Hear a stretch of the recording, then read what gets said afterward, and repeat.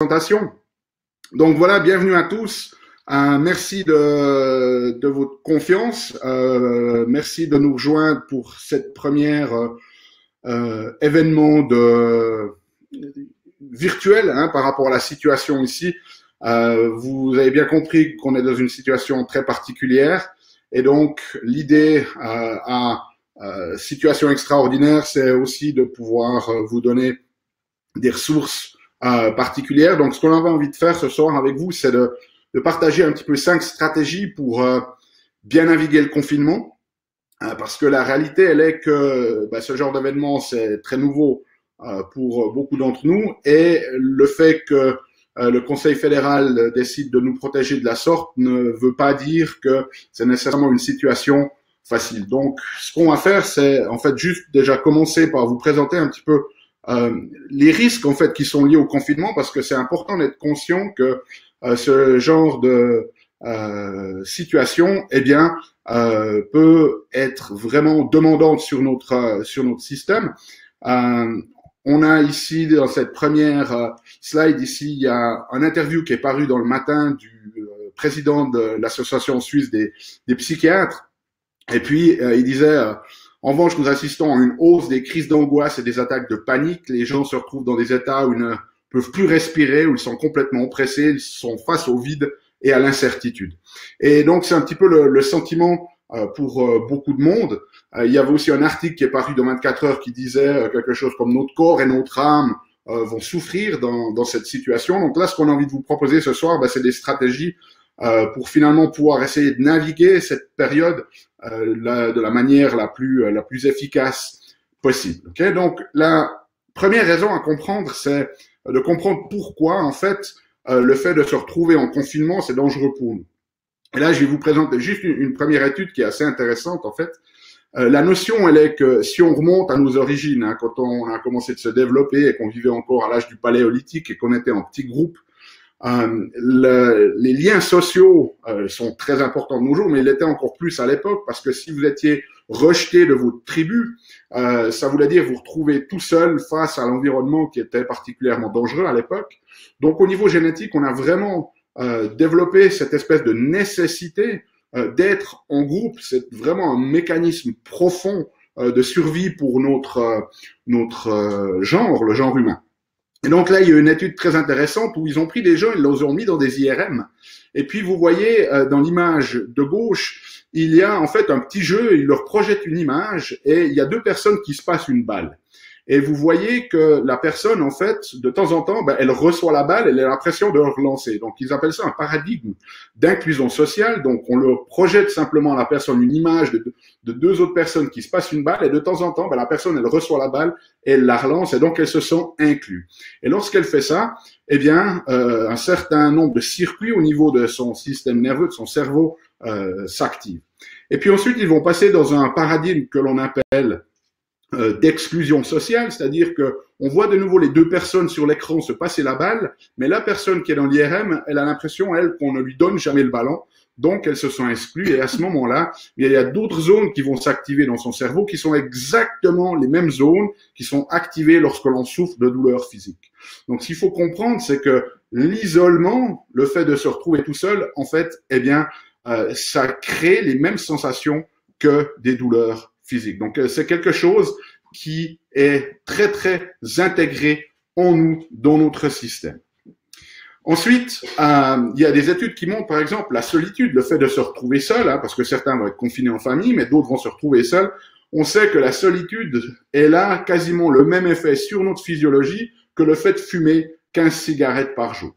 Et dans une autre étude qui avait été faite sur plus de 300 000 personnes, cette étude elle a montré que les personnes qui avaient un lien social peu développé avaient 50% plus de risques de décéder pendant la durée de l'étude. Donc on voit à quel point en fait cette notion d'être inclus, de se sentir inclus socialement, c'est quelque chose qui va au cœur en fait de nos fibres en tant qu'être humain. Okay. Alors, ce qui est intéressant dans ces notions de confinement, c'est que c'est pas la première fois que l'humanité est mise en confinement. Et il y a des études, dont une qui a été publiée ici à la mi-mars dans Lancet, qui est une des plus prestigieuses revues scientifiques. C'est en fait une étude qui a été faite sur les effets psychologiques des confinements, notamment de l'épidémie de SARS qui a eu lieu en 2003. Et donc c'est un confinement qui a duré 9 jours, hein, confinement, quarantaine, un petit peu les mêmes termes ici, qui a duré 9 jours. Et donc ce qu'ils ont découvert, c'est que en fait, lorsque l'on met en quarantaine les gens, eh bien ça va avoir un impact sur le risque de développer un stress post-traumatique jusqu'à 3 ans après le confinement. Donc il faut vous rendre compte que c'est pas seulement des effets qu'on va avoir maintenant actuellement, mais ça peut porter des conséquences à long terme. Il y avait dans les études qu'ils ont fait quasiment un tiers de la population qui était confinée, qui sont entrés en détresse émotionnelle, et jusqu'à 28% des adultes qui ont développé suffisamment de symptômes pour que ça soit considéré un syndrome de stress post-traumatique. Donc, pour certains, ils sont très contents d'être à la maison, mais il faut vous rendre compte que pour d'autres personnes, ça peut être absolument traumatisant. Okay?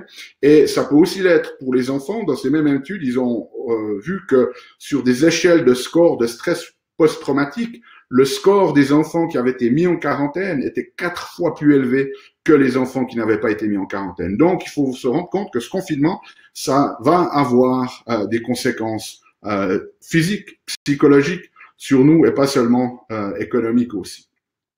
Alors, on sait que lorsqu'on a des confinements, il y a un certain nombre de risques, de problèmes qu'on va développer. Tout ce qui est symptômes psychologiques généraux, ça va augmenter le stress, ça va augmenter la dépression, ça va augmenter l'abattement moral, ça va augmenter l'irritabilité, ça va augmenter aussi le risque d'insomnie, le risque de développer de la colère, un épuisement émotionnel, le risque, comme on en a parlé avant, de développer des symptômes de stress post-traumatique, et puis surtout un autre qui est très marqué, c'est l'augmentation de l'abus d'alcool et d'autres substances addictives. Okay, donc ça, c'est très très important de garder à l'esprit ce genre de choses qui peuvent se passer, et que si vous voyez que vous entrez dans des tendances qui ne sont pas bonnes, eh ben n'hésitez pas à faire appel aux professionnels spécialisés là-dedans. C'est très très important.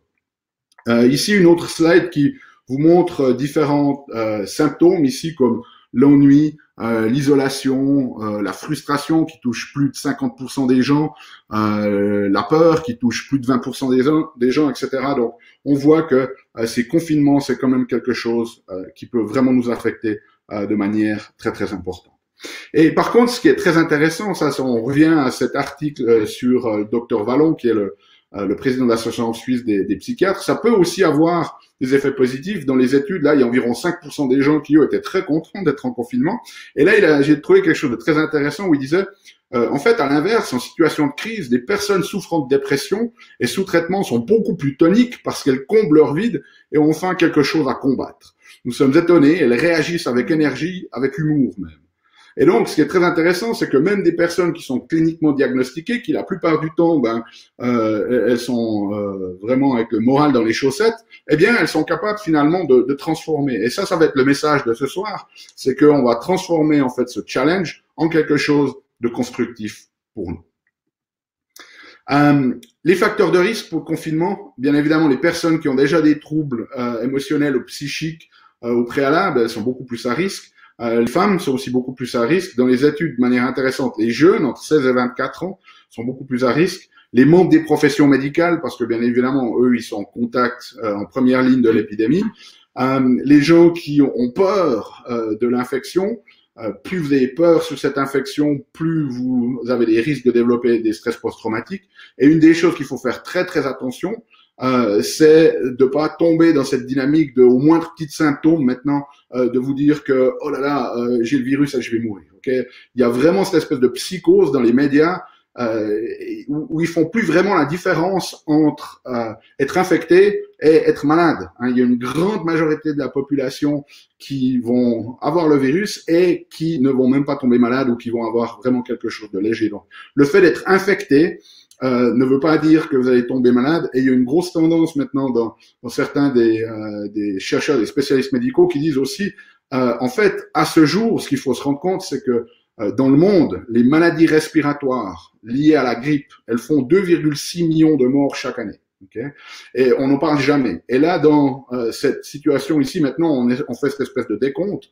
Et donc, on commence de tout attribuer, c'est-à-dire que il y a d'ailleurs le président de l'association italienne des forces civiles qui disait il faut vraiment faire la différence entre une mort avec virus, c'est-à-dire quelqu'un qui est mort, qui a été testé positif, mais ça ne veut pas dire que c'est nécessairement le virus qui l'a tué, et les morts par virus. Et là, en Italie, à ce jour, sur les certificats de décès, en fait, de toutes les personnes que les médias présentent comme ayant décédé, il y a en fait que 12% qui sont vraiment dont la mort est liée au virus. Et l'autre, ben voilà, il y en a certaines qui arrivent à l'hôpital parce qu'elles sont malades et puis elles seraient de toute façon mortes et puis on les teste, on les trouve positives et maintenant on attribue ça au virus alors que c'est vraiment pas le cas. Donc, ne tombons pas dans la psychose là-dedans.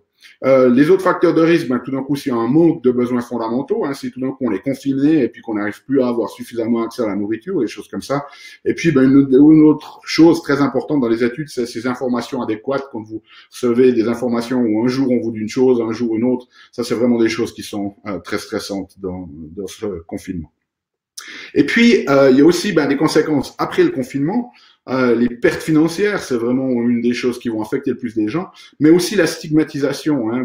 Si vous suivez un petit peu les nouvelles, vous avez vu que ça se passe déjà en France où il y a des gens du corps médical qui reçoivent des messages sur leur voiture, des choses comme ça, où les gens leur demandent de pas se parquer trop près parce que les gens ont peur. Donc, le fait d'être, si vous êtes testé positif, il y a cette espèce de forme de stigmatisation par l'entourage. Il y a des patients qui m'en ont déjà mentionné, par exemple, le fait que, voilà, s'ils veulent sortir, les voisins commencent de les regarder un petit peu bizarrement, etc. Donc, c'est toutes des choses qui vont se faire pendant le confinement, mais aussi après le confinement. Okay, donc, ça, c'est important à comprendre. Les autres effets, dans le confinement, ben, il y a le déconditionnement par rapport à la sédentarité, hein, si vous êtes toute la journée à la maison, la tendance à la malbouffe et à la prise de poids, le manque de soleil aussi, qui est un facteur très très important, surtout que le soleil il est très important pour qu'on fabrique de la vitamine D, qui est une vitamine très très importante pour notre système immunitaire et dans la capacité de notre système immunitaire à faire face au virus. La pollution intérieure, on sait dans les études que à l'intérieur des maisons, on a quasiment entre 2 et 5 fois plus de pollution qu'à l'extérieur. Alors bien évidemment, ça dépend d'où vous vivez, mais il faut aussi se rendre compte qu'à l'intérieur, il y a une forme de pollution. Et puis l'autre aspect dont on oublie, c'est qu'en Suisse, il y a environ 1/4 million d'accidents domestiques chaque année. Et donc, le fait qu'on soit encore plus à la maison, comme ça, ben, ça augmente ce risque d'accident domestique. Donc, faites très, très attention dans votre vie de tous les jours à l'intérieur parce que, ben voilà, on peut facilement aussi se blesser. Okay, alors voilà, pour finir cette partie un petit peu sur les dangers de confinement, ce que j'aimerais faire, c'est n'hésitez pas à partager, on va prendre juste 1 ou 2 minutes ici, de nous laisser savoir quel est finalement qu'est-ce qui vous préoccupe le plus dans cet aspect de confinement ou dans la situation actuelle. Donc, n'hésitez pas à partager ici si vous en avez l'envie.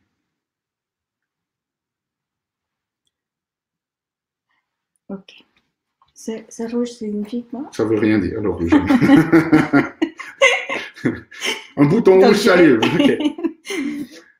Ok, bon, si personne ne veut partager, il n'y a pas de souci. Tout le monde va bien.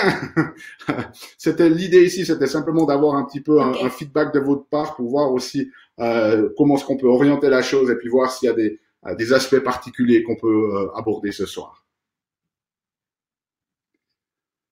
Ok, donc s'il n'y a pas le besoin particulier, on va passer à l'étape suivante où on va vous présenter en fait ces 5 stratégies pour bien naviguer ce confinement.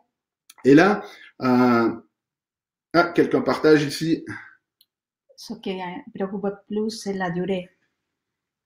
Ouais, alors effectivement, la durée, c'est un facteur de risque. Dans les études, ils ont montré que les quarantaines qui durent plus de 10 jours sont beaucoup plus affectantes que celles de moins de 10 jours.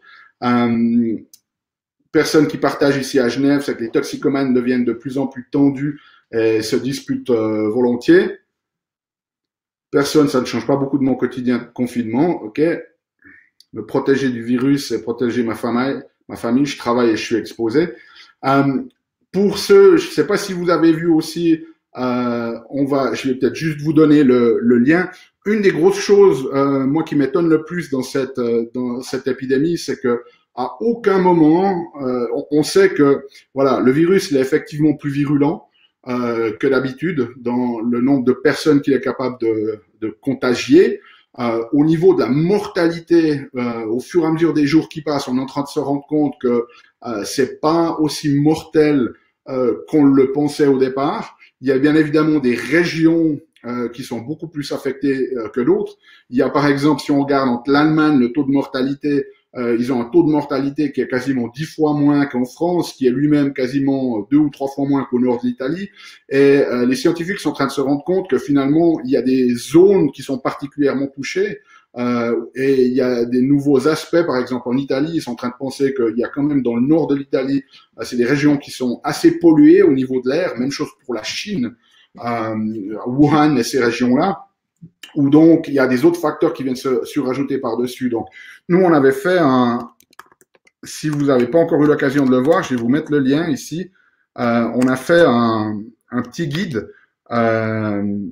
qui vous donne des idées pour comment booster votre système immunitaire, parce qu'il faut vraiment comprendre qu'on est dans cette dynamique. Voilà, il n'y a pas que le virus, on sait que c'est surtout les personnes à risque, et puis que c'est aussi notre capacité à faire face avec notre propre système immunitaire. Et ça, on n'en a pas parlé du tout dans cette épidémie. Le Conseil fédéral ne dit absolument rien, alors qu'on sait qu'il y a des stratégies qui peuvent nous faire renforcer de manière naturelle notre système immunitaire. Et donc, mettons tous les atouts de notre côté. Okay. Fabien dit après 2 semaines, c'est déjà assez difficile le manque de contact. Ouais, parce que c'est vraiment quelque chose qui est dans nos fibres, et le virtuel nous permet de garder une certaine forme de communication, mais c'est vraiment pas quelque chose de aussi naturel que voilà d'avoir un vrai contact physique avec les gens. Okay. Alors, continuons. Donc nous, dans les 5 stratégies qu'on va vous proposer ici, bien, la première stratégie, c'est de faire le bon choix. Okay.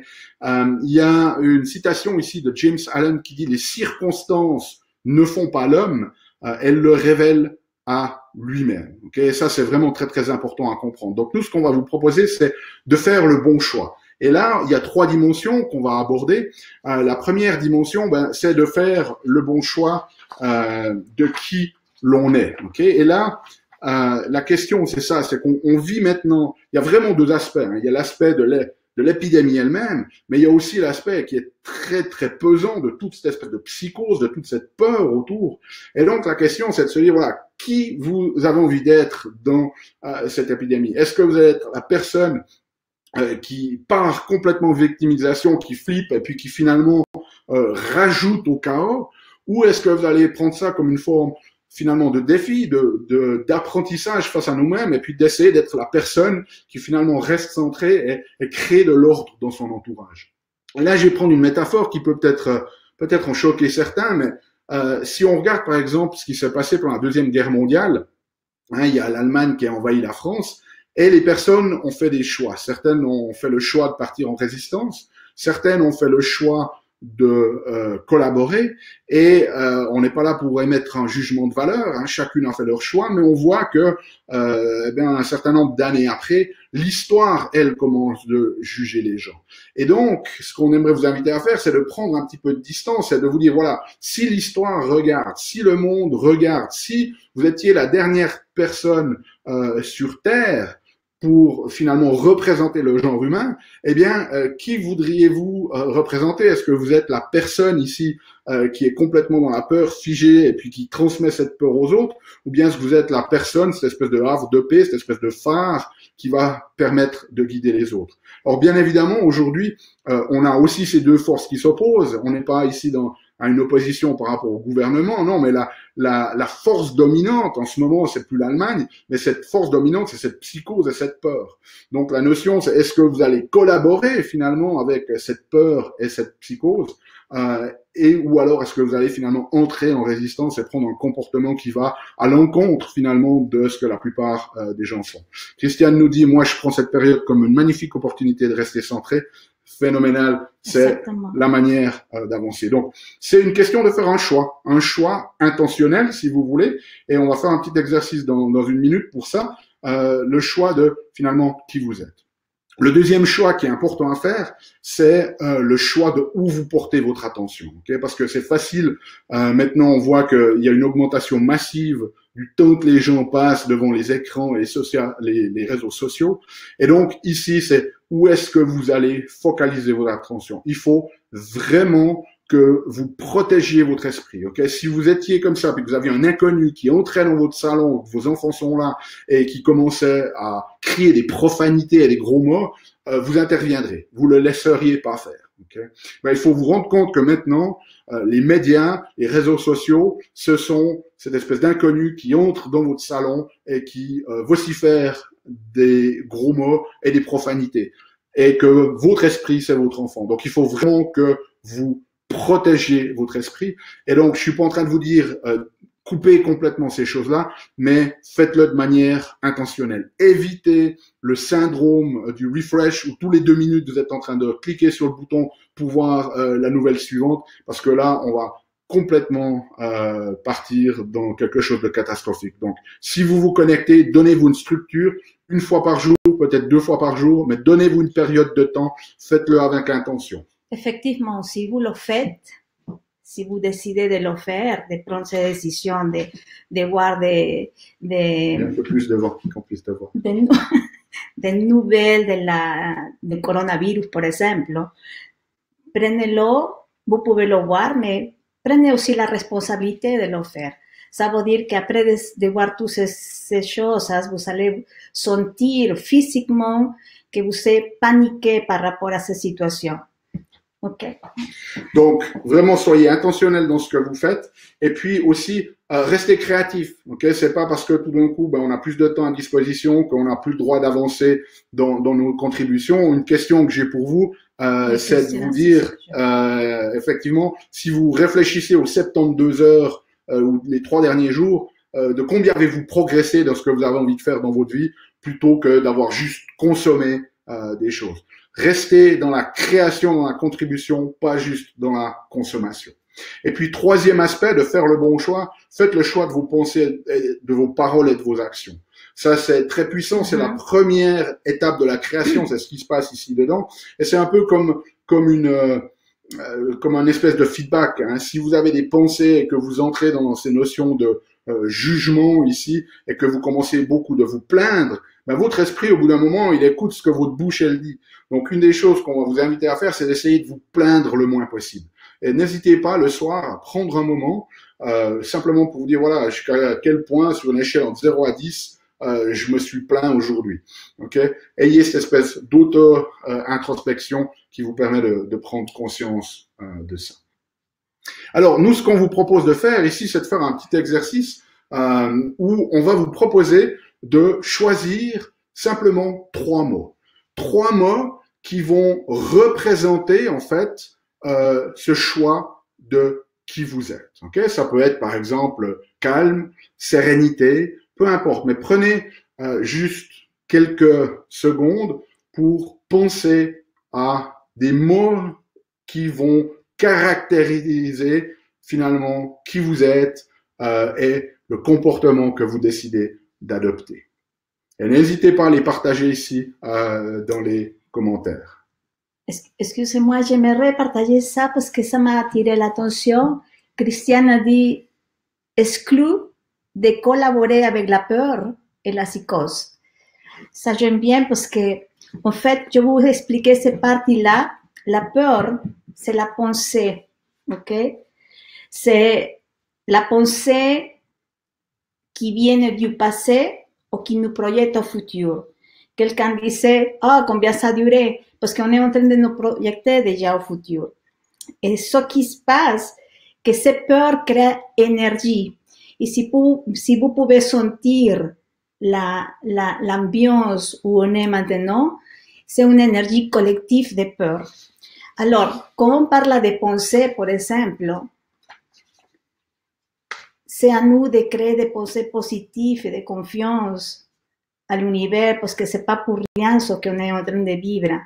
Si on est confiné, c'est parce qu'on a besoin de rester, d'arrêter, de ralentir par rapport à toute notre routine quotidienne qu'on est pressé, on travaille 14 heures par jour. C'est un moment de ralentir, de s'approcher à la famille, de s'approcher à nous-mêmes, de revenir à l'intérieur. Est-ce que tu me suis, non? Ok. S'il y a des questions, je voulais partager ça. Alors, courage, humour, courage, patience, tolérance, solidarité. Exactement. La patience, c'est quelque chose de très, très, très en connexion à l'acceptation de ce qui arrive maintenant. Et quand je parle d'acceptation, et quand on parle de patience, c'est la connexion à l'univers.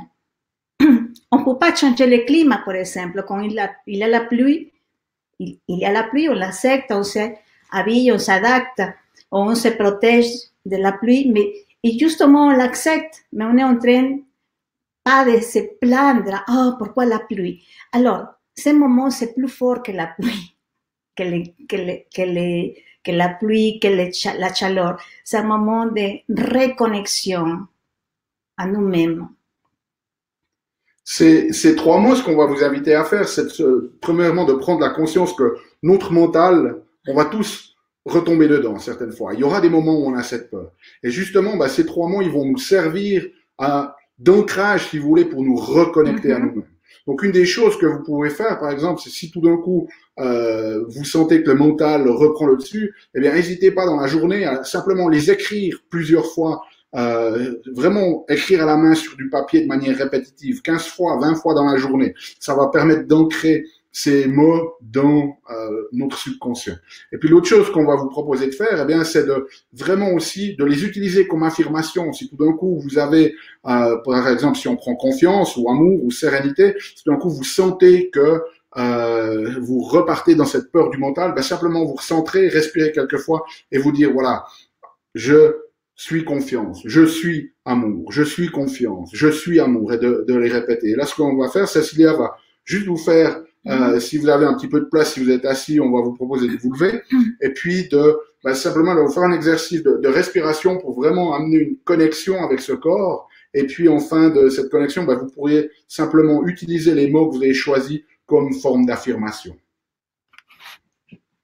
Alors, ce que je vais faire... Je veux lire. Je ne sais pas, la peur, c'est un révélateur de qui je suis. Ok. Je te laisse y aller. Ce qu'on va faire, je vais peut-être juste voir si on arrive à faire comme ça. Hop. Comme ça. Voilà, comme ça, tu es en grand écran. Ok. Voilà, ici.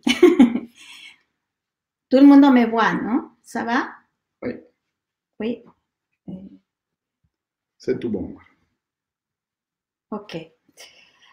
Alors, la première chose que c'est très important, c'est de garder la structure droite, parce que quand on est comme ça, c'est pas facile de sentir notre respiration, notre énergie. C'est faire, si vous êtes assis, restez assis et décalez de la chaise, non? Décalez de la chaise un petit peu, parce que vous pouvez sentir le bassin très présent sur la chaise et donner la direction droite de votre corps. Et si vous êtes debout, restez bien présent dans vos pieds, comme si vous êtes ancré à la terre, avec vos 2 pieds. Ok? Alors, la première chose à garder la structure droite, c'est des exercices que moi-même, je le fais, je le conseille beaucoup. C'est quelque chose qui me connecte à la terre et qui nous amène et qui nous connecte au ciel aussi. Alors, on reste à droite, on laisse la tête penchée en arrière d'abord, on respire à la poitrine et on ouvre la poitrine. Ok? Comme ça. Après, vous soulevez les bras en haut, avec la poitrine bien ouverte, en respirant à la poitrine. Inspirez à la poitrine, touchez votre tête, pas expirer encore. Inspirez par le nez, touchez la gorge, touchez la poitrine et depuis la poitrine, sans descendre la poitrine, sans descendre le tronc derrière de notre corps, restez droite. Expirez par la bouche, en bas, comme si on se nettoie, si on décharge un peu la... Recule un petit peu, on va voir si on arrive. Vas-y, on va faire comme ça. Voilà. Voilà, vous me voyez? Si? Oui. Ok, on y va. On ouvre la structure, on reste comme si on regarde au ciel. Bien présent dans votre bassin si vous êtes assis, ou bien restez bien présent dans vos pieds, gardez l'équilibre et la structure droite avec la poitrine en haut. Inspirez comme si vous dites merci au ciel, comme ça. Inspirez par le nez. Là, on inspire simplement, hein, pas expirer. Et qu'on est sur la poitrine, expirez par la bouche. Ok? Inspirez d'en bas et expirez en haut. Inspirez par le nez, encore un cycle de respiration par le nez. On touche la tête, on touche le visage et qu'on est là. Expirez par la bouche. Et on recommence par le nez, mais d'en bas. Inspirez par le nez. Et expirez par la bouche. Inspirez. La poitrine toujours ouverte. Le ventre bien fermé. Inspirez d'en bas par le nez et expirez par la bouche. Inspirez par le nez et expirez par la bouche. Inspirez par le nez, comme si vous sentez votre colonne qui oxygène, qui met la respiration et que vous l'amenez en haut. Et au moment d'inspirer, que vous apportez la respiration de en haut et vous l'amenez parmi la colonne à vos jambes. Inspirez par le nez, on touche la tête, expirez par la bouche. Et en bas, inspirez par le nez, expirez par la bouche. Et là, on reste un petit moment. Et là, en haut, avec les bras en haut, on respire par le nez. Sentez l'ouverture de votre poitrine. Et avec les bras ouverts, vous pouvez répéter ces phrases que vous avez dit à vous-même. Ces trois mots. Je veux être patience, je veux être tolérance, je veux être calme. Calme. Répétez ces phrases en inspirant par le nez. Concentrez-vous de qui vous voulez être. Et répétez ces phrases que vous avez partagées avec nous. Je veux être aventure, je veux être humeur, je veux être solidarité. Delphine qui nous dit que ça lui fait tourner un petit peu la tête. Oui. C'est un exercice qui est puissant énergétiquement, donc si vous n'avez pas l'habitude de beaucoup le faire, faites-le en position, vous pouvez le faire aussi un peu couché, vous pouvez le faire assis, puis allez-y mollo, ok? Delphine, ce que je te conseille, on a travaillé ensemble certaines fois, je te conseille simplement, si tu es assis, reste à droite et tire la tête en haut. Ce qui se passe, que quand ça tourne la tête, c'est parce que en fait, l'énergie passe et comme on est toujours dans une position, même si on ne se rend pas compte, hein, qu'on ferme la poitrine, au moment qui passe, notre énergie, notre respiration commence à circuler.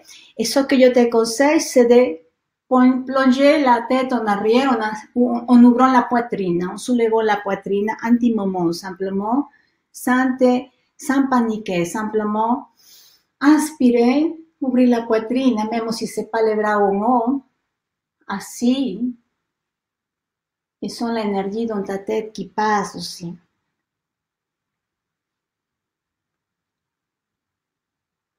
Ok. Alors, on va repartir sur le reste ici.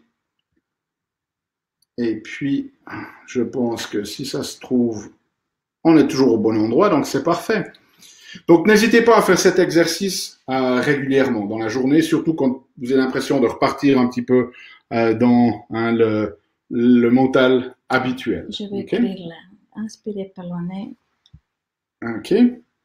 Ce qu'on pourra faire, c'est, ouais, on vous fera, si vous avez des questions, on pourra y répondre aussi à la fin. Ok. La deuxième stratégie qu'on va aborder, c'est vraiment surmonter cette notion de peur. Et une des choses dans les conversations que j'ai eues notamment avec les patients, c'est que beaucoup de monde m'ont dit ah ouais mais ce qui me fait le plus peur moi c'est l'inconnu, on ne sait pas combien de temps ça va prendre, on ne sait pas ce qui va se passer au niveau économique, etc., etc. La notion elle est comme ça, la peur de l'inconnu elle n'existe pas. Okay. La seule peur qu'on a c'est dans le contenu qu'on a entre les deux oreilles ici. Donc la peur c'est toujours représentative de ce qui se passe à l'intérieur de notre mental. Au-delà du mental, il n'y a vraiment pas de peur. Donc on est capable de transformer ces choses-là, à moins que vous soyez vraiment dans une idée un petit peu de victimisation, où tout ce que vous avez envie de faire, c'est simplement qu'on vous écoute déballer, et puis finalement rester un peu victime et prisonnière de ces espèces de demi-vérités que beaucoup de gens ont. Mais tout peut être transformé. Et là, je vais juste vous donner une petite histoire, vous avez peut-être déjà entendu parler, c'est l'histoire de Sai Wen, ici. Et puis, Sai Wen, lui, en fait, c'était un sage chinois et il s'apprêtait, en fait, à avoir les moissons dans son village. Et il avait un fils et un cheval. Et son cheval s'échappe. Et donc, son cheval s'échappe. Les villageois en entendent parler et ils viennent le voir et disent « Oh, pauvre Sai Wen, c'est terrible ce qui t'arrive. On a tous besoin du cheval pour faire les moissons. Tu vas pas pouvoir faire les moissons. C'est absolument terrible ce qui t'arrive. » Et donc, les villageois, eux, ils sont dans l'illusion de la perte. Okay. Et Sai Wen, lui, qui est sage, qui vit dans la transformation, eh bien, dans la transformation, lui, il dit peut-être bien que oui, peut-être bien que non. Et le lendemain, qu'est-ce qui se passe? Eh bien, son cheval revient avec une jument sauvage. Et là, les villageois qui apprennent la nouvelle arrivent. Oh, Sai Wen, quelle chance tu as! Tu as gagné un cheval, ça vaut tellement d'argent. C'est incroyable la chance que tu as. Parce qu'eux, ils sont de nouveau dans cette oscillation de la perte et du gain. Donc, ah là, tu as gagné quelque chose, Sai Wen. Et Sai Wen, lui, qui est centré, qui est un maître, qui danse dans la transformation, eh bien, il dit peut-être bien que oui, peut-être bien que non. Et le lendemain, son fils essaye de monter sur la jument sauvage pour la dompter. Il tombe, il se casse une jambe. Alors les villageois arrivent et font « Oh, pauvre Sai Wen, c'est terrible !» De nouveau dans cette illusion de la perte. « C'est terrible ce qui t'arrive, Sai Wen. Pauvre Sai Wen, comment tu vas faire? Maintenant, ton fils va pas pouvoir t'aider pour les moissons. C'est terrible ce qui t'arrive, Sai Wen. » Sai Wen, lui, reste centré et dit « Peut-être bien que oui, peut-être bien que non. » Et 2-3 jours plus tard, l'empereur entre en guerre et donc il envoie ses recruteurs dans tous les villages de Chine pour recruter les jeunes. Et dans ce village, le seul qui est pas recruté, c'est qui? Le fils de Sai Wen, parce qu'il avait une jambe cassée. Okay. Et donc, la plupart des gens, on vit dans cette notion du positif, du négatif, de la perte, du gain, des problèmes, etc. Et donc, la peur, en fait, c'est quelque chose, c'est une perception que quelque part dans le futur, que ça soit proche ou lointain, eh bien, quelque chose de plus négatif que de positif va nous arriver. Qu'on va avoir plus de pertes que de gains, qu'on va avoir plus de problèmes que de solutions. Okay. C'est ça, en fait, la peur. Et donc, c'est quelque chose qui peut se transformer et c'est ça que je disais, que la peur n'existe pas. La peur se crée pour nous. Et c'est simplement des pensées positives ou des pensées négatives. Pensées positives qui nous restent à vivre maintenant dans le présent, ou pensées négatives qui nous projettent au futur ou qui nous amènent au passé. Alors, c'est à nous de changer nos pensées. C'est à nous de donner des pensées positives, saines et confiantes avec tout ce qui se passe envers nous-mêmes aussi. La pensée crée la peur. La peur n'existe pas.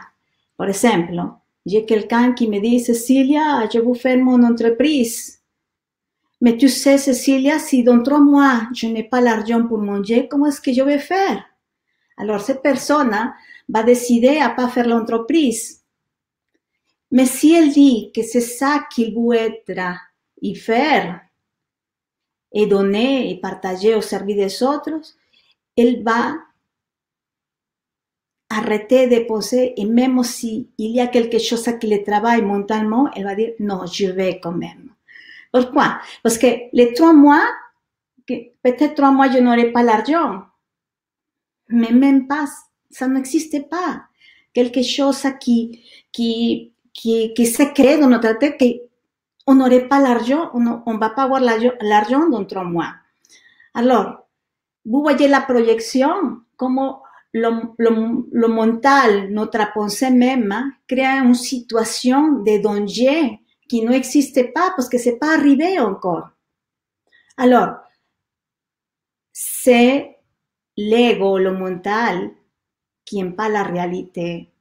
Ça veut dire que notre ego, notre mental, notre pensée qui crée la peur, ça nous fait échapper et fuir de notre réalité, de ce qu'on sommes vraiment. Parce que notre réalité, dans le cas de cette personne, il veut faire l'entreprise parce qu'il aime faire ce travail, il aime bien sa passion, voilà.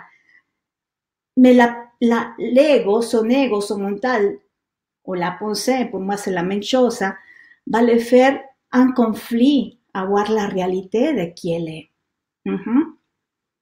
C'est la même chose quand on s'échappe aussi de pas sentir, par exemple, ce confinement. Pour moi, c'est tellement beau.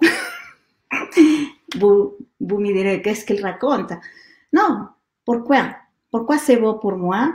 Parce que c'est le moment de pouvoir se sentir.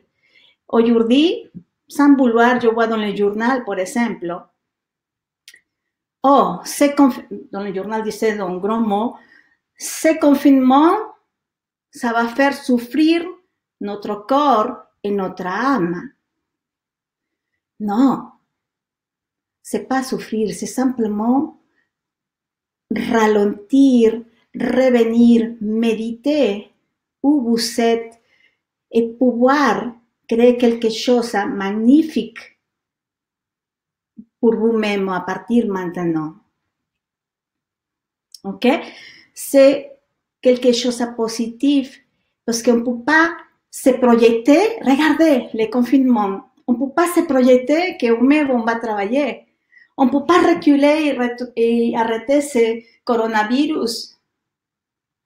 On doit rester là dans cette réalité.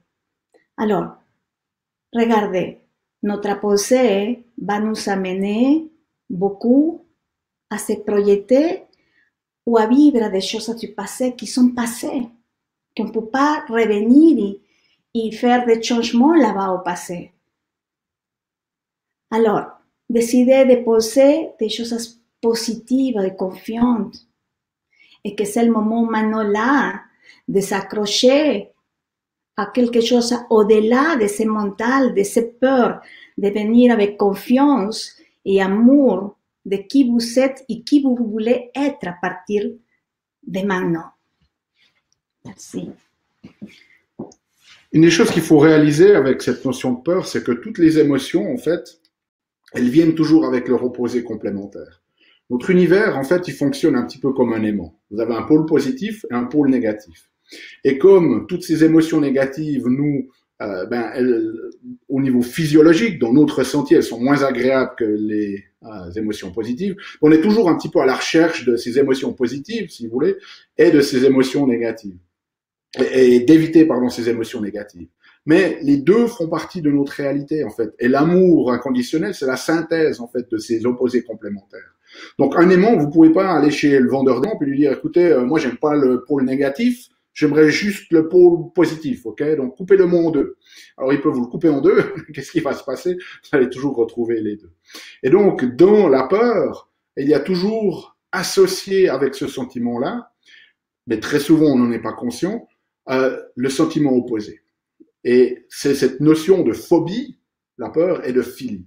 Et donc, il y a toujours cette notion que la peur, elle est associée à un autre aspect qui est une forme, si vous voulez, de désir ou d'illusion, de fantasme qu'on se crée dans notre tête. Donc, le moyen de casser aussi cette peur, c'est de pouvoir finalement commencer de réaliser et de prendre conscience que à l'intérieur de ce scénario qui nous fait peur, eh bien, il y a plein de bénéfices. Okay, et que ce scénario qui nous fait peur, on le compare à une forme d'idéal qu'on s'est créé dans notre tête, mais que cet idéal, lui, il contient aussi énormément d'inconvénients. Donc, un des exercices que vous pouvez faire si vous avez des difficultés avec ces notions de peur, c'est aussi déjà de prendre conscience que d'abord, c'est pas un sentiment juste vague comme ça. Et le simple fait de s'asseoir un moment et de dire, OK, ben, c'est quoi qui me fait peur vraiment? Et de vous rendre compte que c'est quoi? C'est la peur de manquer d'argent, c'est la peur de perdre un être cher, c'est la peur de peu importe. Essayez de devenir granulaire dans qu'est-ce qui crée cette phobie en fait, ce scénario, si vous voulez, qui crée la peur. Et puis la première des choses que vous pouvez commencer à faire, c'est ok, quels sont les bénéfices de cette situation. Imaginez que la peur que vous ayez en ce moment, ben, c'est ne plus avoir d'argent, hein, ne plus pouvoir vraiment financer un certain nombre de choses que vous aimiez, comme très souvent des aspects liés à la consommation. Donc, quel est le bénéfice de ça? Eh bien, le fait de ne plus avoir suffisamment d'argent, qu'est-ce qu'on va faire? On va revenir à des fondamentaux. Hein. On va peut-être se dire, ben voilà, il faut maintenant que je fasse attention, que je vive peut-être un petit peu plus chichement. Peut-être que ben vous en arrivez où vous n'avez peut-être même plus d'argent pour manger 3 fois par jour. Et donc, quel est le bénéfice de ne pas manger 3 fois par jour? Ben, vous mangez peut-être plus que 2 fois. Et puis, vous faites du jeûne intermittent qui est très à la mode en ce moment. Donc, dès le moment où vous arrivez à identifier exactement ce que c'est cette peur, vous pouvez les mettre dans la colonne de gauche ici. Et puis, c'est ensuite de vous poser la question jusqu'à que vous arriviez à sentir que dans votre corps, pas juste conceptuellement, mais dans votre corps, ça commence de se détendre. Ah oui, bénéfice. Quel est le bénéfice? On peut prendre n'importe quelle situation. Si c'est suffisamment bien défini et que vous vous posez la question, quel est le bénéfice de cette situation-là, eh bien, vous allez voir que cette peur, elle va petit à petit se déconstruire. Et puis, ben, en parallèle, vous pouvez aussi imaginer quelle est en fait cette illusion. Eh bien, cette illusion, on vit dans l'illusion que dans notre génération, parce qu'on n'a jamais connu par exemple la guerre, ben, on est dans cette espèce d'illusion, de fantasme que finalement toujours tout devrait aller bien, que tout nous est dû, et tout d'un coup, ben, on se prend quelque chose, une claque comme ça dans la figure. Et la question, c'est de se dire, ok, finalement, quel est l'inconvénient? Alors là, pardon, j'ai fait une erreur ici sur la chose, ça devrait dire inconvénient de la philie, c'est-à-dire que si la situation était restée comme avant le coronavirus, eh bien, quel serait l'inconvénient de cette situation? Eh bien, la Terre aurait continué d'être polluée, par exemple. Et on voit, il y a une réduction massive de la pollution sur Terre en ce moment. Quel est le bénéfice, l'inconvénient de si la situation n'avait pas changé? Ben, on aurait continué d'être dans cette consommation qui s'arrête jamais, etc., etc.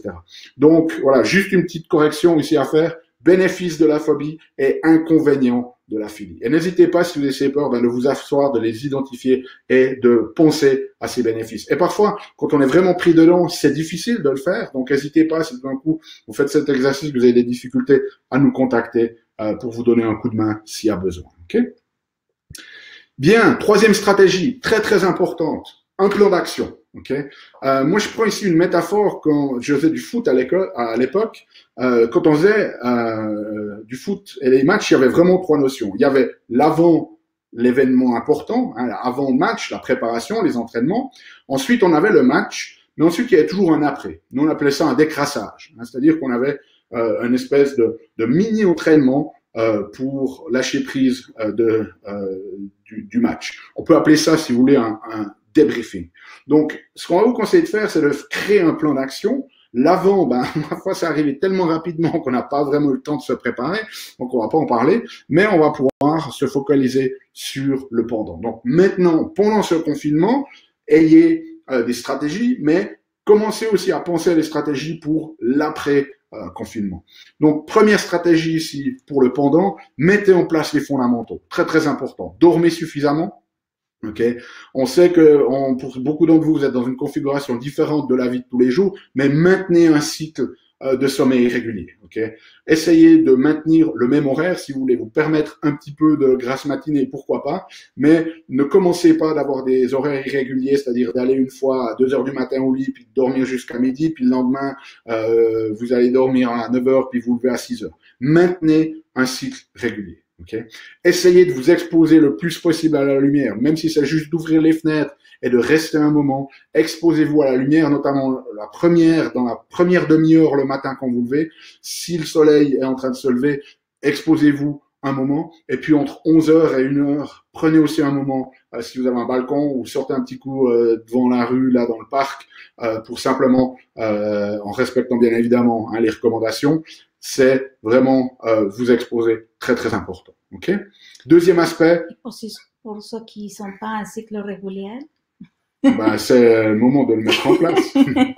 Non, mais parfois on arrive.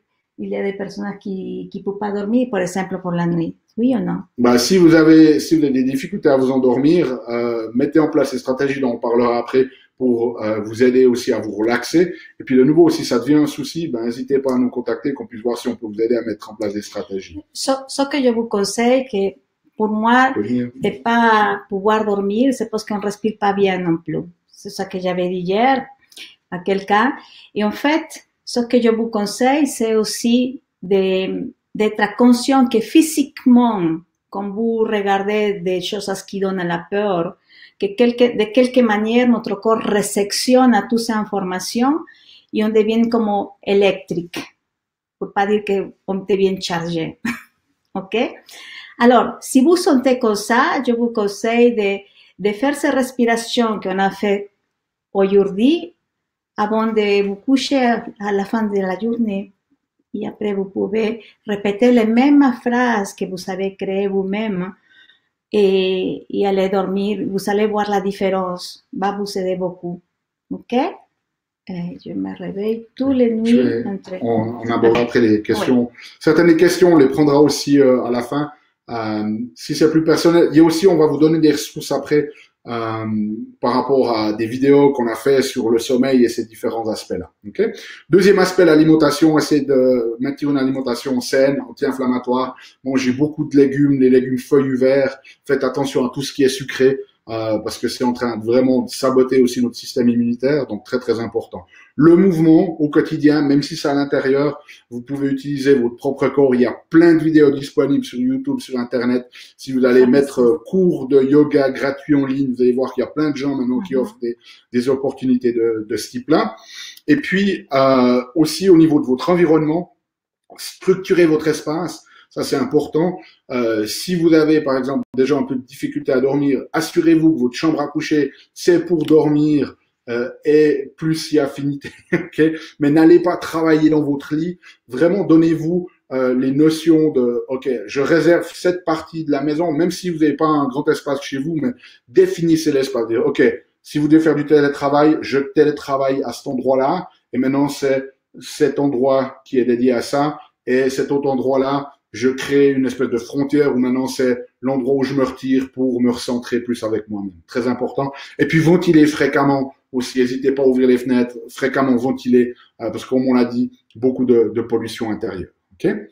Deuxième aspect, pendant ici dans votre plan d'action, continuez à contribuer. Okay. C'est pas parce que le monde extérieur s'arrête que votre monde à vous doit s'arrêter. Créez une structure journalière. Okay. Si vous faites du télétravail, par exemple, dans vos moments de travail, de contribution et aussi des moments de récupération.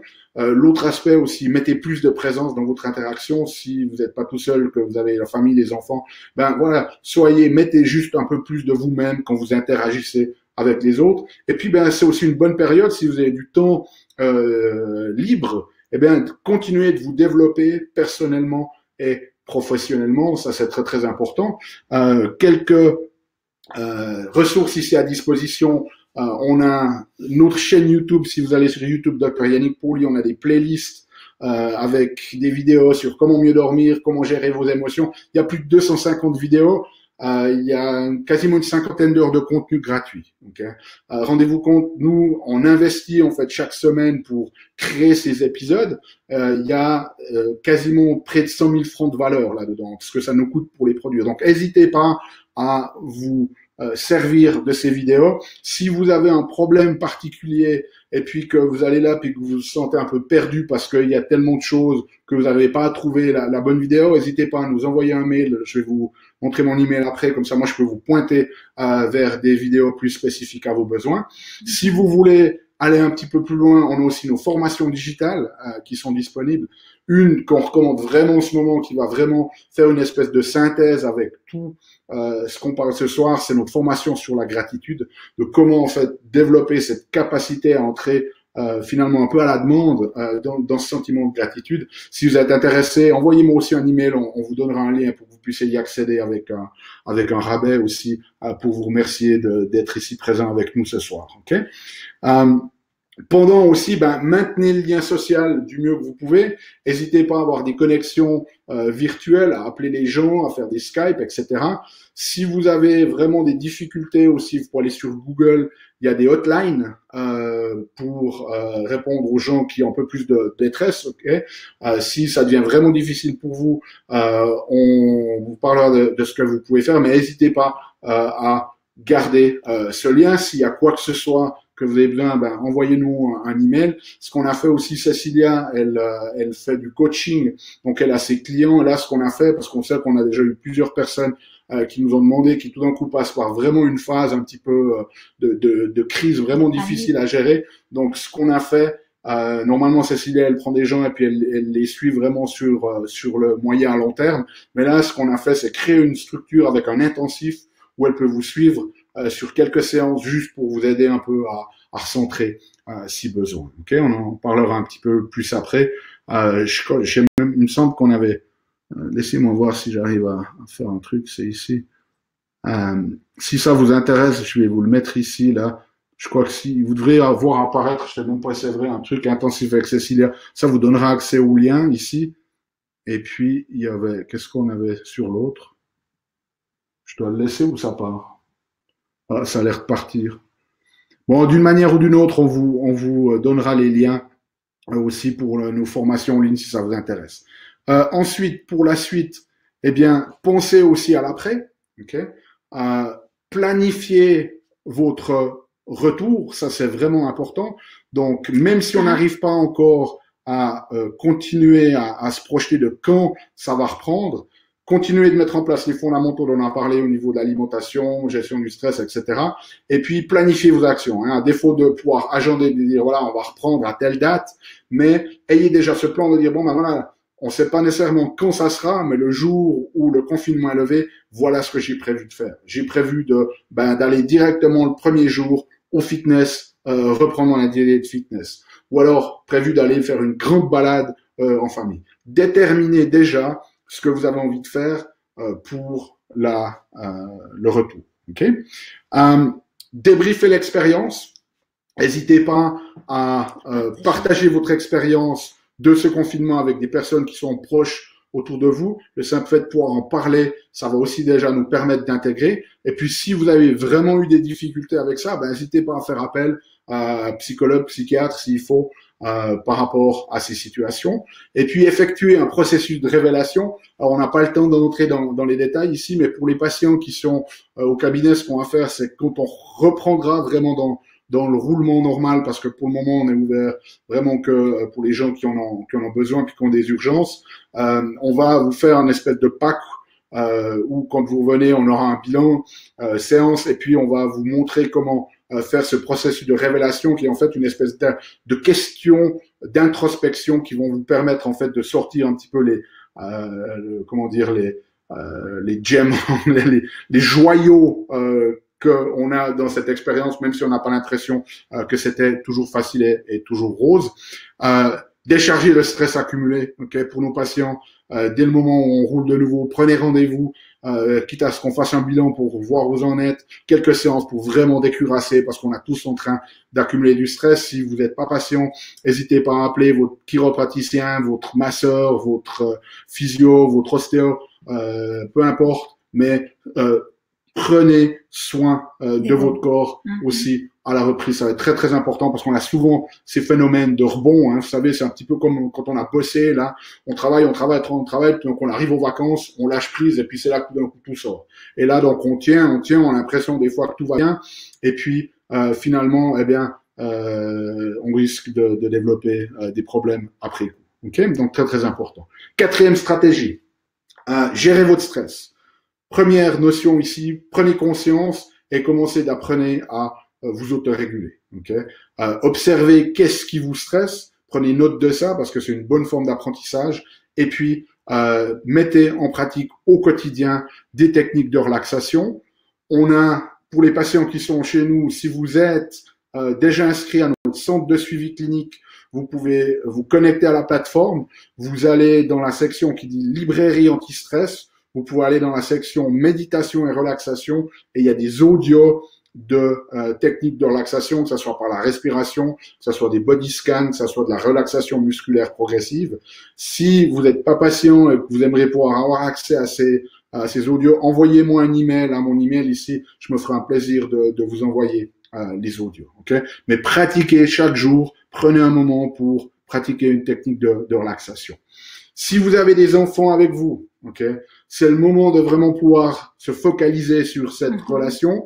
Elle risque des fois un peu d'être tendue, mais dans les conseils qu'on vous propose, n'hésitez pas à définir une vision commune, c'est-à-dire de prendre un moment en famille, comme ça, avec les enfants, et puis de vous poser des questions voilà, simplement une question toute bête, quel genre de famille voulons-nous être?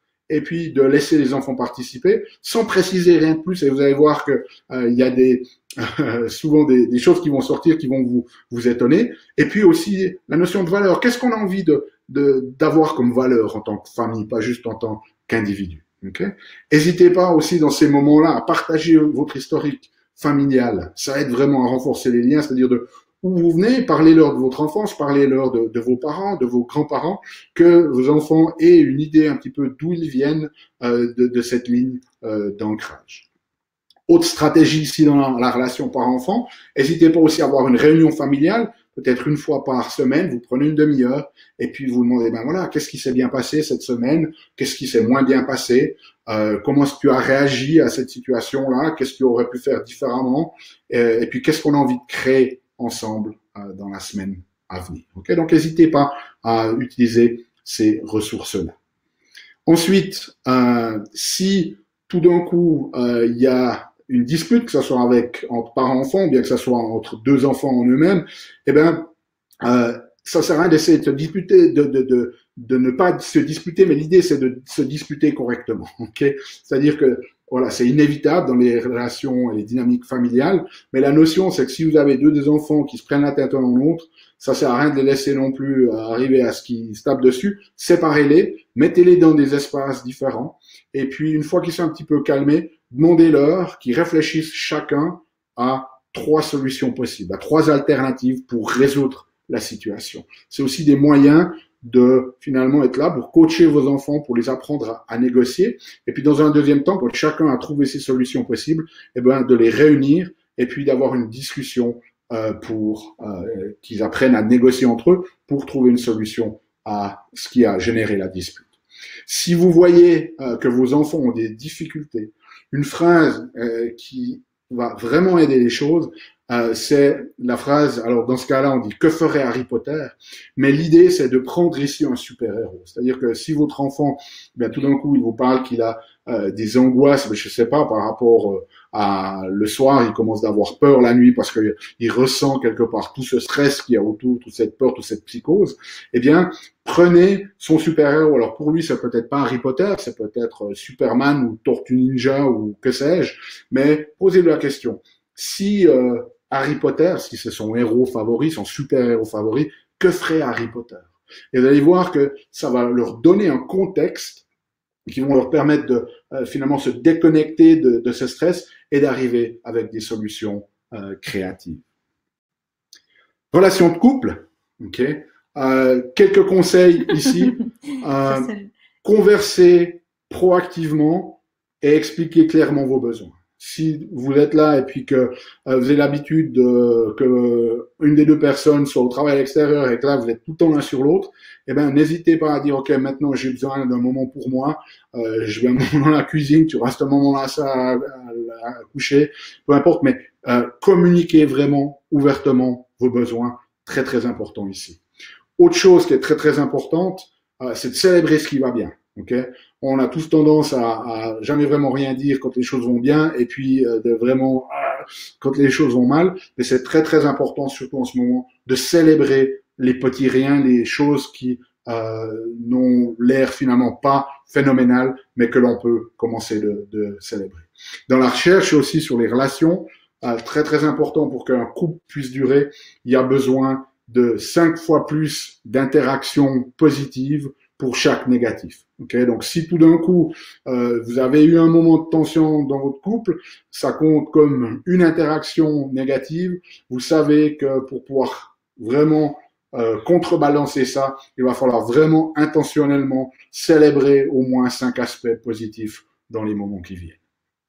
Ensuite, autre notion pour cette relation de couple, maintenez un haut standard élevé. Okay, il n'y a rien de pire pour amener du stress qu'une semaine de confinement où plus personne ne s'habille et plus personne ne se lave. Okay, donc autant dans votre hygiène que dans votre comportement, gardez aussi un haut standard. Et puis c'est peut-être le moment de remettre un peu d'enthousiasme, de remettre un peu de romantisme si on l'avait oublié, de se faire peut-être un dîner aux chandelles, les deux ensemble, très très important dans ces phases de confinement. Et puis en cas de conflit, première des choses, embrassez le conflit, n'essayez pas de le fuir, okay? De partir et de s'échapper, ça fonctionne jamais. Donc vraiment reconnaissez qu'il y a quelque chose qui se passe et que ça a besoin d'être abordé. Restez calme physiologiquement du mieux que vous pouvez. Faites une pause si vous sentez que les tours remontent beaucoup trop. Écoute, on a vraiment besoin d'en discuter, mais là je suis vraiment en train de trop m'activer. Donne-moi juste 5-6 minutes. Éloignez-vous, faites les exercices que Cécilia vous a montrés et puis vraiment pour vous calmer et ensuite aller discuter de la situation. Si vous avez quoi que ce soit à partager, vous pouvez vous plaindre, mais ne critiquez pas. Alors qu'est-ce que ça veut dire par là? Si vous voulez communiquer, communiquez votre ressenti à la personne, okay? Et pointez du doigt le comportement. Pas la personnalité. Si par exemple vous avez demandé à votre mari de descendre les poubelles et puis que ça fait 20 fois que vous lui dites, l'idée ici, c'est pas d'aller dire mais t'as toujours pas sorti les poubelles, t'es qu'un con. Okay, parce que là, ça attaque sa personnalité. Et c'est ça qui met les gens vraiment en défense. Par contre, si vous allez, vous lui dites, écoute, j'aime pas trop le fait que je t'ai demandé 20 fois et que tu ne le fasses pas, est-ce que tu pourrais le faire? Et puis, si ce n'est pas suffisant, vous pouvez entrer dans ce qu'on appelle la valeur symbolique. Okay? C'est d'y dire, écoute, je t'ai demandé de sortir la poubelle, tu l'as pas fait, ça m'affecte, je me sens mal. C'est pas vraiment le fait, la valeur symbolique, c'est pas l'idée de la poubelle en elle-même qui a besoin d'être sortie, mais c'est le fait que finalement la personne, elle ne vous écoute pas. Donc, de simplement y partager, écoute, quand je te demande de sortir les poubelles et que tu ne le fais pas, moi, ça me touche de cette manière-là. Okay? Ça, c'est vraiment un des meilleurs moyens pour gérer ces conflits. Restez positif aussi sur le ressenti de l'autre. Okay? Donc, quand l'autre partage, partez pas dans la défense à faire des roulements des yeux. Restez focalisé avec ce qu'elle dit. Invitez-la à partager encore plus de son ressenti. Pour les hommes qui sont parmi nous, restez présents. Okay? Parce que très souvent, en fait, dans la relation homme-femme, ce que la femme elle a besoin, c'est de la présence de l'homme. Nous, en tant qu'hommes, ce qu'on a envie de faire, c'est ok, c'est quoi le problème? Laisse-moi le résoudre. Les femmes, ce qu'elles ont besoin, c'est juste souvent d'être entendues. Donc, messieurs, on a tous, quand on est dans une situation de défense, tendance d'une manière ou de l'autre à vouloir nous échapper. Soyez conscients de ça. Restez présents dans le respect pour la personne. Et puis après coup, un exercice qui peut aussi nous apporter beaucoup au niveau d'introspection, c'est de prendre conscience de qui a réagi. Parce qu'en fait, dans les réactions qu'on a dans les couples ou dans n'importe quelle autre relation, c'est très rarement lié à ce qui se passe vraiment dans le moment. C'est très souvent des vieux boutons qui sont déclenchés. Donc il y a peut-être d'anciennes relations qui n'ont jamais été complètement intégrées. Peut-être que c'est des blessures que vous avez eues à l'enfance qui ont affecté votre ego. Donc simplement de prendre là du recul et de se dire tiens, mais qui a réagi dans ce cas-là? Est-ce que c'est vraiment moi ou bien je réagis ça parce que j'ai quelque chose que je n'ai pas intégré dans ma vie? C'est des moyens aussi de pouvoir progresser. Et puis, un autre aspect pour vous aider à gérer le stress, c'est de mettre les choses en perspective. Okay? On a une situation qui est difficile, c'est la première fois qu'on le vit ici pour nous, et la notion ici, c'est de potentiellement apprendre de ceux qui ont vécu une situation identique. Donc, vous avez peut-être d'autres personnes dans votre famille, peut-être si vous avez encore des parents, des grands-parents s'ils sont âgés, qui ont peut-être fait la guerre, la Deuxième Guerre mondiale, peut-être d'autres qui ont fait la guerre en Algérie, par exemple, si vous êtes sur le territoire français, peut-être que vous avez si vous vivez en dehors de la Suisse, des personnes qui ont été sur des terrains de guerre ou de combat, n'hésitez pas à les contacter et puis leur demander de partager leur expérience de comment est-ce qu'ils ont géré ça, parce que très souvent, ils vont pouvoir vous donner vraiment une espèce de des cadeaux finalement pour pouvoir mieux gérer la situation actuelle. S'il y a un livre que je recommande vraiment, c'est Viktor Frankl. C'est un psychologue qui était interné dans les camps nazi, et il a développé en fait toute une méthodologie sur l'importance de donner un sens à ce qui se passe. Je me souviens plus, c'est A Man's Search for Meaning en anglais, mais si vous allez sur Amazon, vous mettez Viktor Frankl, c'est Comment donner du sens, je crois, le livre en français. Je vous invite vraiment à le lire si vous avez un moment. Et puis une des autres choses que vous pouvez faire encore finalement pour gérer ce stress ici, c'est de régulièrement visualiser le ressenti du futur que vous allez avoir. C'est-à-dire qu'une fois que tout ça c'est terminé, comment est-ce que vous avez envie de vous sentir? N'attendez pas que le moment arrive, mais pratiquez en fait à développer régulièrement ce ressenti dans le moment présent. Et puis, oui, tu veux ajouter quelque chose? Ok. Et puis finalement, cinquième stratégie, c'est le moment pour vous réinventer. N'hésitez pas à vous réinventer avec trois notions ici. S'il y a le vous actuel et le vous futur, eh bien, qu'est-ce que vous avez envie de créer? C'est-à-dire de simplement prendre conscience imaginons que vous avez envie de perdre du poids et que finalement à chaque fois que vous passez devant le frigo, vous l'ouvrez pour prendre un bout de chocolat à l'intérieur, eh bien, quelle est la nouvelle forme ou le nouveau standard du futur vous qui a envie de perdre du poids? Le nouveau standard de cette personne-là, c'est quand je passe devant le frigo, je ne prends plus de chocolat. Donc, n'hésitez pas à vraiment définir qu'est-ce que vous avez envie, qui avez-vous vraiment envie de devenir. Et puis, finalement, n'hésitez pas à investir dans vous-même. C'est vraiment le bon moment, même si on a peur, même si on dit il faut qu'on prévoit pour le scénario catastrophe, c'est le moment d'investir en soi. Parce que vous allez voir que si vous le faites maintenant, vous démontrez finalement à l'univers que vous avez cette valeur-là, même lorsque tout le monde autour de nous part en psychose, en peur, en chaos, que vous affirmez suffisamment de valeur à l'univers pour rester qui vous êtes et continuer de progresser petit à petit pour devenir finalement la meilleure version de nous-mêmes, la version la plus élevée de qui l'on peut être. Ok. C'est tout pour ce soir. Un grand merci pour votre présence. Si vous avez des questions, merci. On va essayer d'y répondre au mieux possible. Nous, on a en fait aussi une question pour vous, c'est de savoir si ça vous intéresse qu'on fasse un petit peu régulièrement ce genre de contact.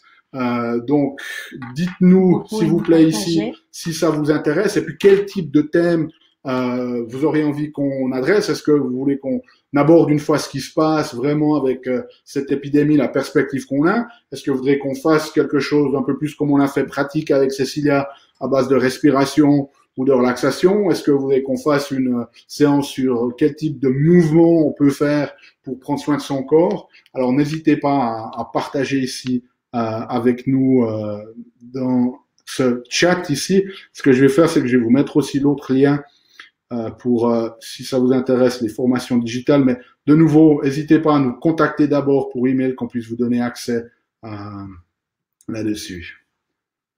Alors, merci pour toutes ces pistes, c'est gentil. N'hésitez pas si vous avez des questions et donc dites-nous si vous avez envie qu'on fasse d'autres webinaires comme ça. Nous, on le fera très, très volontiers.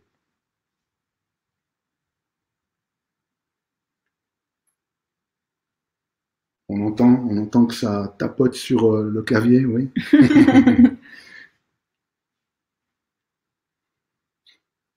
Merci Viviane, merci d'être là, merci Fabienne. Quelques exercices. Fabienne.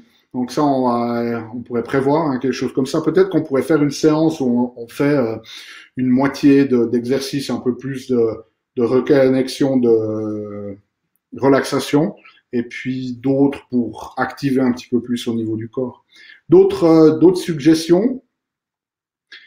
Grand plaisir pour d'autres webinaires. Ouh là, tout d'un coup, ça va vite. Merci à vous. N'hésitez pas encore à laisser si vous avez des suggestions de thématiques. Merci à tous. On le fait très très volontiers. Et puis si vous avez besoin d'y aller, vous pouvez. Nous, on va rester là encore quelques minutes. Là, ça passe tout d'un coup super vite.